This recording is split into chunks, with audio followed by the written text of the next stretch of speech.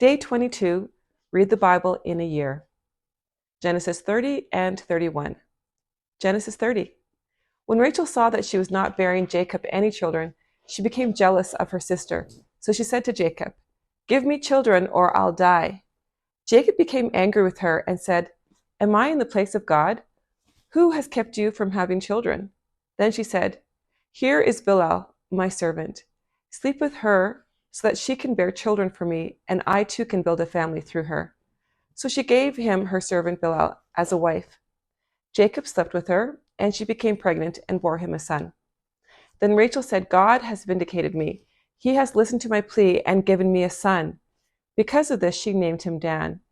Rachel's servant Bilhah conceived again and bore Jacob a second son. Then Rachel said, "I have had a great struggle with my sister, and I have won." So she named him Naphtali. When Leah saw that she had stopped having children, she took her servant Zilpah and gave her to Jacob as a wife. Leah's servant Zilpah bore Jacob a son.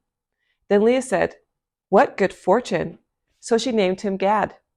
Leah's servant Zilpah bore Jacob a second son. Then Leah said, "How happy I am! The women will call me happy." So she named him Asher. During wheat harvest, Reuben went out into the fields and found some mandrake plants, which he brought to his mother Leah. Rachel said to Leah, "Please give me some of your son's mandrakes." But she said to her, "Wasn't it enough that you took away my husband? Will you take my son's mandrakes too?" "Very well," Rachel said. "He can sleep with you tonight in return for your son's mandrakes."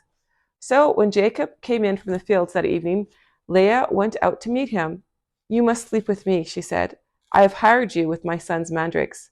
So he slept with her that night.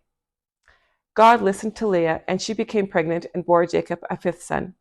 Then Leah said, "God has rewarded me for giving my servant to my husband." So she named him Issachar. Leah conceived again and bore Jacob a sixth son. Then Leah said, "God has presented me with a precious gift. This time my husband will treat me with honor, because I have borne him 6 sons." So she named him Zebulun. Sometime later, she gave birth to a daughter and named her Dinah. Then God remembered Rachel. He listened to her and enabled her to conceive. She became pregnant and gave birth to a son and said, "God has taken away my disgrace." So she named him Joseph and said, "May the Lord add to me another son." After Rachel gave birth to Joseph, Jacob said to Laban, "Send me on my way so I can go back to my own homeland. Give me my wives and children, for whom I have served you, and I will be on my way. You know how much work I've done for you." But Laban said to him, "If I have found favor in your eyes, please stay. I have learned by divination that the Lord has blessed me because of you." He added, "Name your wages, and I will pay them." Jacob said to him, "You know how I have worked for you and how your livestock has fared under my care.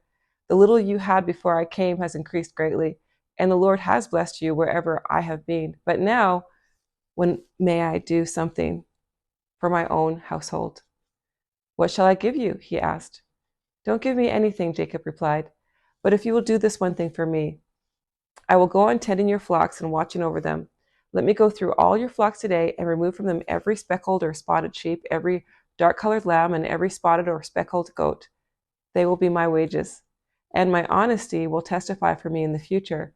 Whenever you check on the wages, you have paid me.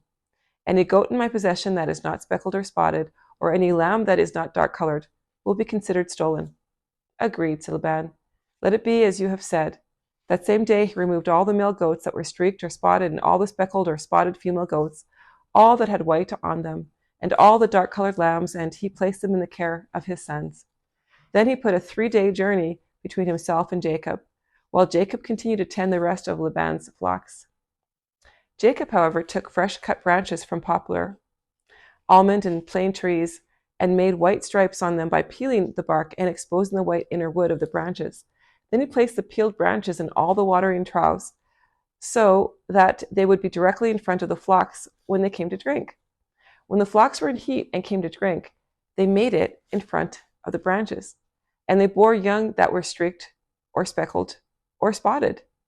Jacob set apart the young of the flock by themselves, but made the rest face the streaked and dark-colored animals that belonged to Laban. Thus he made separate flocks for himself and did not put them with Laban's animals. Whenever the stronger females were in heat, Jacob would place the branches in the troughs in front of the animals so they would mate near the branches. But if the animals were weak, he would not place them there. So the weak animals went to Laban and the strong ones to Jacob. In this way, the man grew exceedingly prosperous and came to own large flocks and female and male servants and camels and donkeys. Genesis chapter 31. Jacob heard that Laban's sons were saying, "Jacob has taken everything our father owned and has gained all this wealth from what belonged to our father." And Jacob noticed that Laban's attitude toward him was not what it had been. Then the Lord said to Jacob, "Go back to the land of your fathers and to your relatives, and I will be with you." So Jacob sent word to Rachel and Leah to come out to the fields where his flocks were. He said to them, "I see that your father's attitude toward me is not what it was before, but the God of my father has been with me. You know that I have worked for your father with all my strength. Yet your father has cheated me by changing my wages 10 times. However, God has not allowed him to harm me. If he said, 'The speckled ones will be your wages,' then all the flocks gave birth to speckled young. And if he said, 'The streaked ones will be your wages,' then all the flocks bore streaked young. So God has taken away your father's livestock and has given them to me. In breeding season, I once had a dream in which I looked up and saw that the male goats mating with the flock were streaked, speckled, or spotted. The angel of God said to me in a dream, 'Jacob,' I answered, 'Here I am.' And he said, 'Look up and see that all the male goats mating with the flock are streaked, speckled, or spotted. For I have seen all that Laban has been doing to you. I am the God of Bethel, where you anointed a pillar and where you made a vow to me. Now leave this land at once and go back to your native land.' Then Rachel and Leah replied, 'Do we still have any share in the inheritance of our father's estate? Does he not regard us as foreigners? Not only has he sold us, but he has used up what was paid for us. Surely all the wealth that God took away from our father belongs to us and our children. So do whatever God has told you.' Then Jacob put his children and his wives on camels, and he drove all his livestock ahead of them, along with all the goods he had accumulated in Paddan Aram, to go to his father Isaac in the land of Canaan. When Laban had gone to shear his sheep, Rachel stole her father's household gods. Moreover, Jacob deceived Laban, the Aramean, by not telling him he was running away. So he fled with all he had, crossed the Euphrates River, and headed for the hill country of Gilead. On the third day, Laban was told that Jacob had fled. Taking his relatives with him, he pursued Jacob for 7 days and caught up with him in the hill country of Gilead. Then God came to Laban, the Aramean, in a dream at night and said to him, 'Be careful not to say anything to Jacob, either good or bad.' Jacob had pitched his tent in the hill country of Gilead when Laban overtook him, and Laban and his relatives camped there too. Then Laban said to Jacob, 'What have you done? You've deceived me. You've carried off my daughters, like captives in war. Why did you run off secretly and deceive me? Why didn't you tell me so I could send you away with joy and singing to the music of timbrels and harps? You didn't even let me kiss my grandchildren and my daughters goodbye. You've done a foolish thing. I have the power to harm you, but last night the God of your father said to me, 'Be careful not to say anything to Jacob, either good or bad.' Now, you have gone off because you long to return to your father's household. But why did you steal my gods?" Jacob answered Laban, "I was afraid because I thought you would take your daughters away from me by force. But if you find anyone who has your gods, that person shall not live. In the presence of our relatives, see for yourself whether there is anything of yours here with me, and if so, take it. Now Jacob did not know that Rachel had stolen the gods. So Laban went into Jacob's tent and into Leah's tent and into the tent of the 2 female servants, but he found nothing. After he came out of Leah's tent, he entered Rachel's tent. Now Rachel had taken the household gods and put them inside her camel's saddle and was sitting on them. Laban searched through everything in the tent but found nothing. Rachel said to her father, "Don't be angry, my lord, that I cannot stand up in your presence. I'm having my period." So he searched but could not find the household gods. Jacob was angry and took Laban to task. "What is my crime?" he asked Laban. "How have I wronged you that you hunt me down? Now that you have searched through all my goods, what have you found that belongs to your household? Put it here in front of your relatives and mine, and let them judge between the 2 of us. I have been with you for 20 years now. Your sheep and goats have not miscarried, nor have I eaten rams from your flocks. I did not bring any animals torn by wild beasts. I bore the loss myself, and you demanded payment from me for whatever was stolen by day or night. This was my situation. The heat consumed me in the daytime, and the cold at night, and sleep fled from my eyes. It was like this for 20 years I was in your household. The 20 years I was in your household. I worked for you 14 years for your 2 daughters, and 6 years for your flocks, and you changed my wages 10 times. If the God of my father, the God of Abraham, and the fear of Isaac had not been with me, you would surely have sent me away empty-handed. But God has seen my hardship and the toil of my hands, and last night he rebuked you." Laban answered Jacob, "The women are my daughters, the children are my children, and the flocks are my flocks. All you see is mine. Yet what can I do today about these daughters of mine, or about the children they have borne?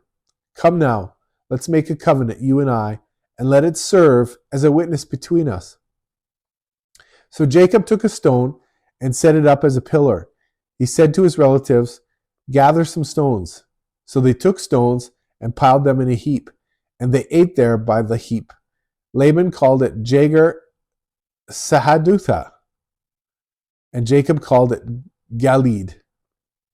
Laban said, "This heap is a witness between you and me today." That is why it was called Galeed. It was also called Mizpah, because he said, "May the Lord keep watch between you and me when we are away from each other. If you mistreat my daughters, or if you take any wives beside my daughters, even though no one is with us, remember that God is a witness between you and me." Laban also said to Jacob, "Here is this heap, and here is this pillar I have set up between you and me. This heap is a witness, and this pillar is a witness, that I will not go past this heap to your side to harm you, and you will not go past this heap and pillar to my side and harm me. May the God of Abraham and the God of Nahor, the God of their father, judge between us." So Jacob took an oath in the name of the fear of his father Isaac. He offered a sacrifice there in the hill country and invited his relatives to a meal. After they had eaten, they spent the night there. Early the next morning, Laban kissed his grandchildren and his daughters and blessed them. Then he left and returned home. Pretty amazing to see the jealousy that was between Rachel and Leah. Rachel was really jealous of Leah. Leah kind of put it in her face. And then Rachel had her servant sleep with Jacob so that she could have children. And she was saying, "This is from God." Yeah, I think she was projecting what her feelings are onto God. I don't think anywhere God wants us to sleep around like that. I think it just shows the dysfunctionality of this family. And it's kind of amazing that this is the history or the heritage of the Israelite people, the 12 tribes. Yeah. And you see how both of them, I mean, they even fight over food. And then she's saying to Leah, you can sleep with him tonight if you give me this mandrake. I mean, it was just like, what? Yeah, I think it just goes to show that God chooses to partner with imperfect people. Mm-hmm. You don't have to be perfect to be close to God. It doesn't make it okay. Yeah. But he'll still work through us, even through our weaknesses, the weakness of mankind.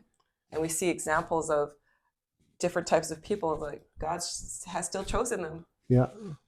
And then this next story about the uncle Laban and how Jacob deceives him, and then Laban accuses him. There was some crazy stuff going on, even to the point where Rachel stole the household gods of her father.